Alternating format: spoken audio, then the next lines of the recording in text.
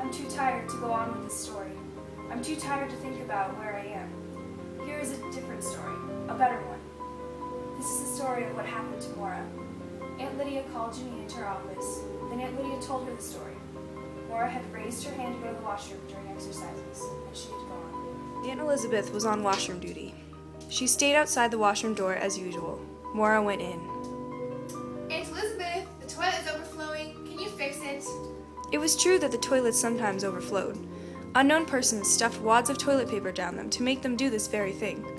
The aunts had been working on some foolproof way of preventing this, but funds were short right now, and they had to make do with what was at hand, and they hadn't figured out a way of locking up the toilet paper.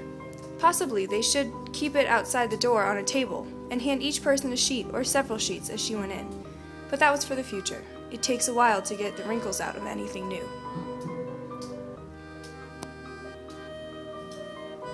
There's no need to make a spectacle out of yourself, Moira. Yes, Aunt Elizabeth, but this is a real problem. Can you please come fix it? Fine. Aunt Elizabeth, suspecting no harm, went into the washroom. Aunt Lydia had to admit it was a little foolish of her. On the other hand, she'd gone to fix a toilet on several previous occasions without mishap. Don't move, or I'll stick it all the way in. I know how. They found out afterwards that she'd dismantled the inside of one of the toilets and taken out the long, thin, pointed lever, the part that attaches to the handle at one end and the chain at the other. It wasn't too hard to do if you knew how, and Moira had mechanical ability. She used to fix her own car, the minor things. Soon after this, the toilets were fitted with chains to hold the tops on, and when they overflowed, it took a long time to get them open. We had several floods that way. Moira got hold of her cattle prod and her whistle, ordering Aunt Elizabeth to unclip them from her belt. Then she hurried Aunt Elizabeth down the stairs to the basement.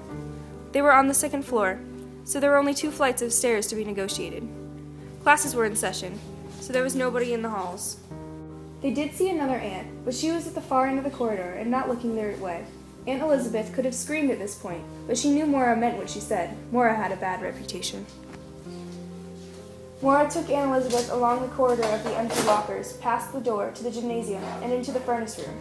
She told Aunt Elizabeth to take off all her clothes, and Moira took off her own clothes, and put those of Aunt Elizabeth, which did not fit her exactly well enough. She was not overly cruel to Aunt Elizabeth. She allowed her to put on her own red dress. The veil she tore into strips, and tied Aunt Elizabeth up with them, behind the furnace. She sniffed some of the cloth into her mouth and tied it in place with another strip. She tied a strip around Aunt Elizabeth's neck and tied the other end to her feet behind. I could kill you, you know. I can make it so you never feel good in your body again. I could zap you with this or stick you with this. Just remember that, if it ever comes to that. Moira stood up straight and looked firmly ahead.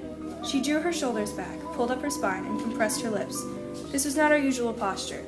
Usually we walked with our heads bent down, our eyes on our hands or the ground.